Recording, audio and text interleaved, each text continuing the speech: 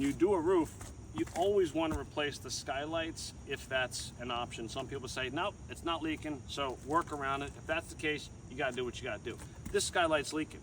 A couple people come on out and they say, well, it's a flashing problem, but I can tell you this, it's not, and here's how you know. So you take a look and you see where are the stains on the outside, okay? And they're right down here. You see all these marks down here, these white marks, all up in here? These marks are on the top of the glass-ish area, which is about 3.5 inches from the roof. So if this is where your marks are, and inside they're coming from there down, then that means it's not a flashing leak, it's a glass leak. If it were a flashing leak, when the water comes down, it will continue to run down that way, because inside it will be under the drywall and running on down.